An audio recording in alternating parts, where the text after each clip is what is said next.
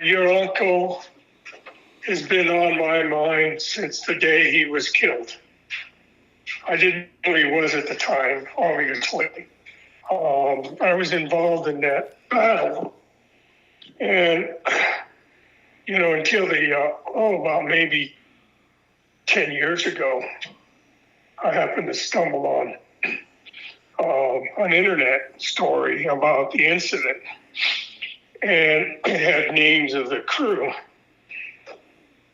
And so I started researching it, and I have a group of veterans that I serve with, and we started exchanging information. And gradually, I found your uncle on the Vietnam virtual wall, and the other three crew members. So I've actually written stories, have been published. That's kind of how I got where I am today. And I read the story. I was one of the 4 maintenance guys that were flying out. And Rudy's helicopter was escorting us. They were VMO-6. I was HMM 263. I was in H-34 helicopters. We were stationed at Marble Mountain. They were down, maybe 100 yards from us. But they would always fly escort duty for medevacs and things like that with us. And I had just arrived in country. It was like the 1st of November. And I was trained as a helicopter mechanic and served as a crew chief. So in the interim, until a slot came open, I was put on what they called a recovery crew.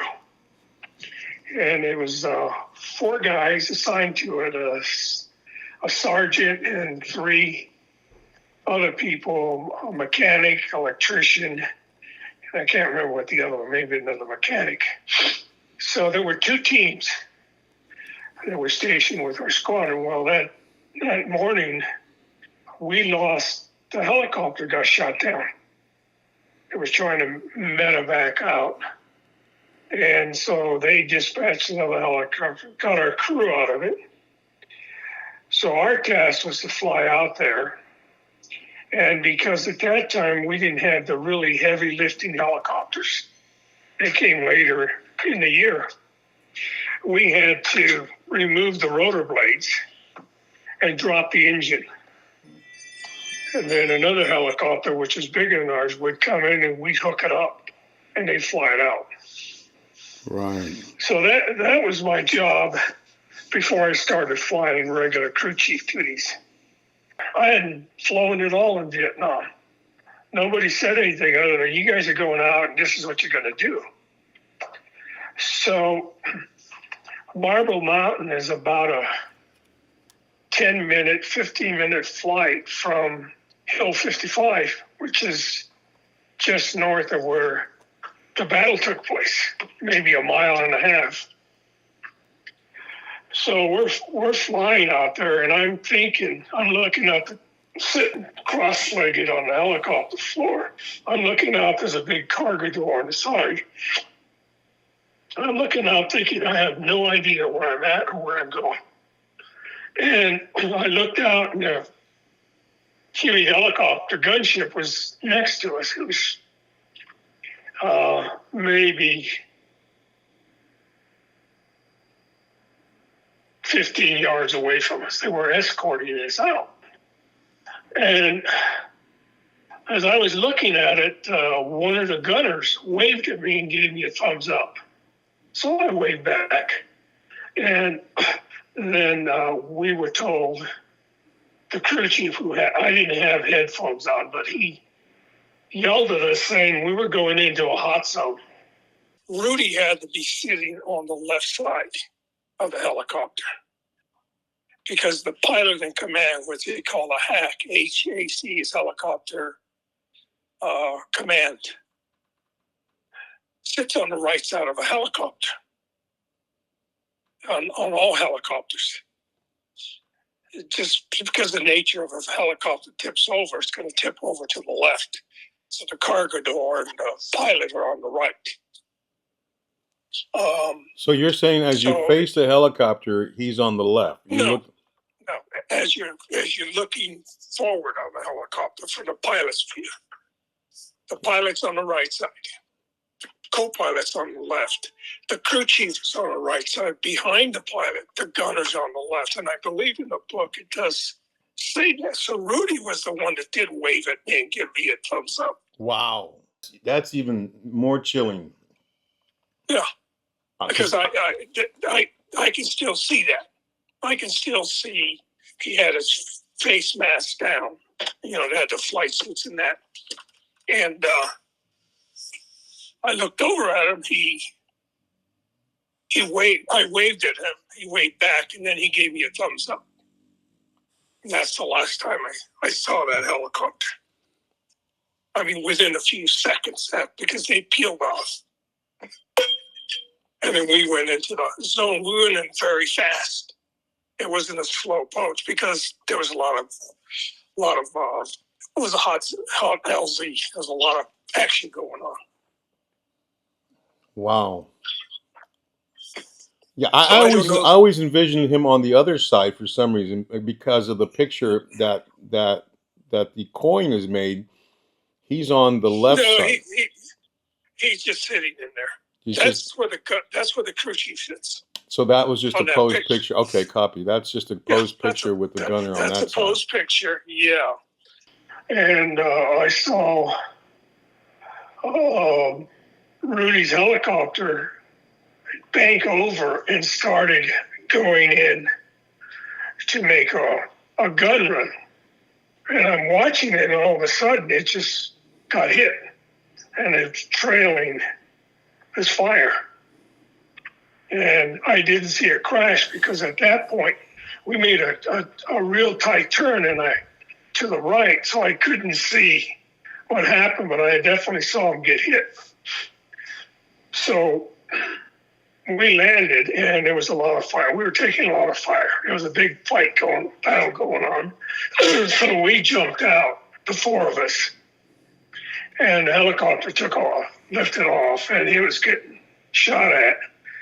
And we dove into this dike, and like I said, there's a big battle going on, and I looked over the dike, and I could see smoke rising where the helicopter had crashed. I don't know how long we were there, but it seemed like forever. But then this captain, who was the Marine captain of the company in this fight, came over to us and said, you guys got to get out of here.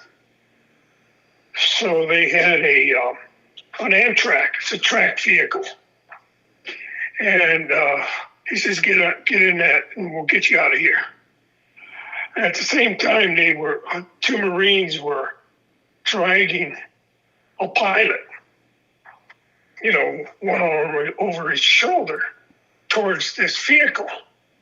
And they put him inside. Wow. And the four of us got on top of this Amtrak. And we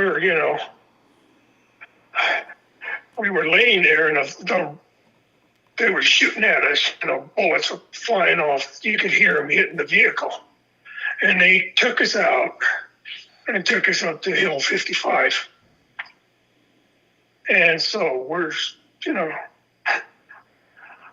standing there, and I don't remember what happened, but then we caught a ride back to Marble Mountain on what do they call them? A 6x, big truck. I can still see the whole thing in my mind. No, it's like it happened yesterday. I served with one of the four guys that was on that recovery crew. He was killed in Vietnam, the sergeant. His name was Sergeant Barnes. And I wasn't in the unit with him, but he was killed.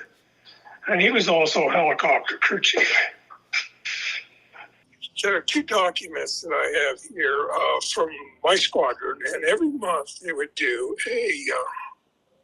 a chronological of events by day. So on November 14th, 1966, it reads, today the squadron flew 34.7 hours, 160 sorties, and 28 tasks in routine support of 3rd MAF.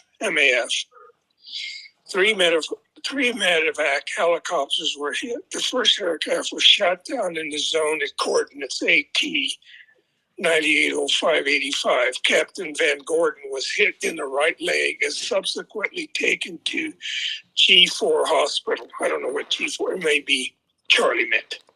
The second aircraft was hit at coordinates 980591, which is pretty close to there. In picking up the crew of the first aircraft, that's the one that was down. And the third aircraft was hit at coordinates 980587. That was the one I was in. No, that was different. While picking up the original medevac, now that could have happened and we got off. I don't remember. No personnel were injured in either the second or third aircraft. One aircraft received fire at coordinates 984506. Two other coordinates while taking a maintenance crew, that's me and my crew, to the down first medevac helicopter. The aircraft was not hit, but its ARM HU-1E escort was shot down, killing all personnel aboard except the co-pilot, Rosanna 6, who was seriously injured. No other aircraft fire incidents were reported. So my HMM 263 had a very good, of the ones I've looked at after action and that have the most detail. And I also have the after action reports. Each pilot had to fill this out for the day or for a mission. And it was a standard form they just filled in pertinent information, and I had to, and then on one of them there was an attachment. I don't know if you want me to read it to you. I'll just sure. Always interested.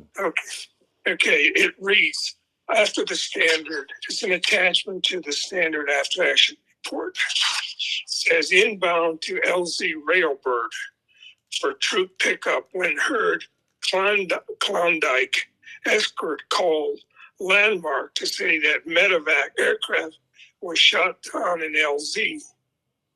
Since